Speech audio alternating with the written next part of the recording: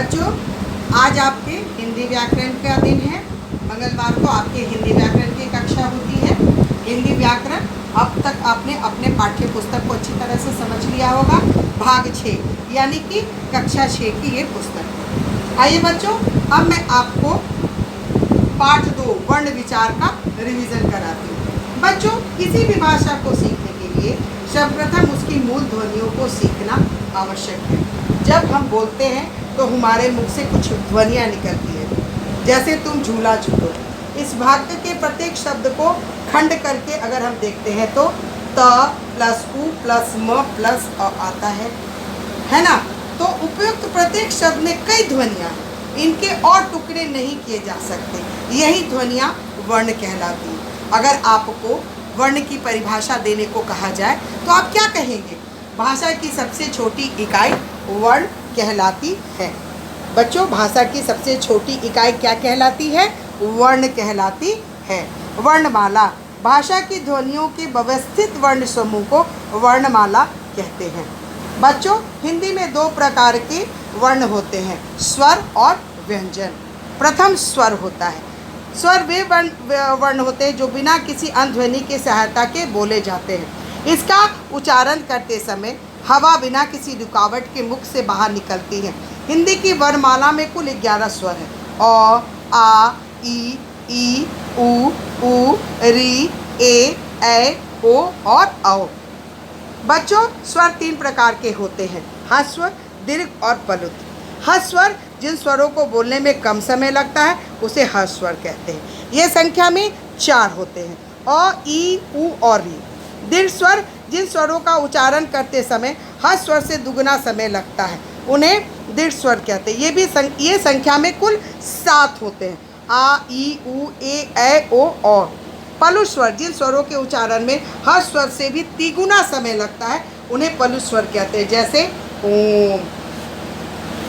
बच्चों, आपकी स्क्रीन पर स्वर्ण की मात्राएं दी गई है। जैसे आ की मात्रा अगर प के साथ लगता है तो वो पा बन जाता है। ई की मात्रा अगर 2 के साथ लगती है तो वो दी बन जाती है। और ये उदाहरण भी आपको दिया हुआ है। अब बच्चों, मैं आपको अयोवाक्य के बारे में बताती हूँ। अ और अह ये दोनों ध्वनियाँ ना तो स्वर हैं और ना ही व्यंजन, इन्हें ही अयोवाक्य कहा जाता है। अनुस्वार यानी सिर रेखा के ऊपर जो एक बिंदु होती है, ये संयुक्त व्यंजन में अरहित ड, न, म ये अपने ही वर्ण में किसी व्यंजन से पहले जुड़ता है तो उसे अनुस्वार के रूप में लिखते हैं। य, र, ल, व, श, स, ह से पूर्ण उपसर्ग लगने पर म के स्थान पर अनुस्वार ही लगता है। अनुनासिक जिसे हम चंद्रबिंदु भी कहते हैं। शिरोरेखा के ऊपर चंद्रबिंदु का उच्चारण नाक और मुंह की सहायता से किया जाता है, जैसे चांद, गांव इत्यादि। बच्चों, अब मैं आगे का पृष्ठ पलट रही हूँ।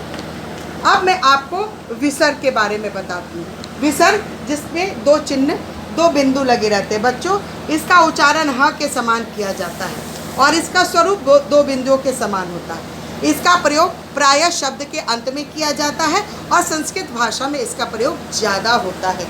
अब मैं बच्चों व्यंजन के बारे में आपको बताती हूँ। व्यंजन जिसका उच्चारण स्वर की सहायता से होता है। हिंदी में व्यंजन 3 प्रकार के होते हैं, स्पर्श, अंतस्थ और ऊष्म। स्पर्श व्यंजन वो होता है बच्चों जो हमारे अंगों से स्पर्श करता है। अंतस्थ व्यंजन 4 तरह के होते हैं, य, र, ल और व। ऊष्म व्यंजन भी 4 तरह के होते हैं, श, श और ह। संयुक्त व्यंजन भी 4 तरह के होते हैं, छ, त्र, य और श। संयुक्त अक्षर बच्चों एक से अधिक व्यंजनों के मिलने से बने व्यंजन को संयुक्त अक्षर या संयुक्त व्यंजन कहते हैं, जैसे छ, क और श, प और अ मिलकर के क्षमा होता है। बच्चों, संयुक्त वर्ण जो होता है वो 2 खड़ी पाई के रूप में लिखा जाता है। र के विभिन्न रूप होते हैं बच्चों। जब संयुक्त वर्ण बनता है तब र 3 प्रकार से प्रयुक्त किए जाते हैं, एक रेफ के रूप में, एक क्रमांक के रूप में और एक छोटे से चंद्र बिंदु के उल्टे चंद्राकार के रूप में। वर्ण विच्छेद बच्चों मैंने आपको बताया, जब वर्णों को खंडित करके लिखते हैं तो वो वर्ण विच्छेद हो जाता है, जैसे बाजार, ब, आ, ज, आ, र, अ। आशा है आपने वर्ण विच्छेद को अच्छी तरह से समझ लिया। अब बच्चों में इस पाठ के मुख्य बिंदुओं के बारे में आपको बता रही हूँ। भाषा की सबसे छोटी इकाई को वर्ण कहते हैं। भाषा की सबसे छोटी इकाई को वर्ण कहते हैं। वर्णों के व्यवस्थित समूह वर्णमाला कहलाता है। वर्ण दो प्रकार के होते हैं, स्वर तथा व्यंजन। स्वर बिना किसी की सहायता के बोले जाते हैं। व्यंजनों का उच्चारण स्वरों की सहायता से होता है। हिंदी में 11 स्वर तथा 33 व्यंजन हैं। स्वरों की मात्राएं होती हैं पर व्यंजनों की नहीं। शब्द में एक एक वर्ण की अलग अलग वर्ण विच्छेद कहलाता है। बच्चों, नीचे आपको अभ्यास दिख रहा होगा, जिसको कि मैं अगले कक्षा में आपको बोर्ड पे लिख करके बतलाऊंगी।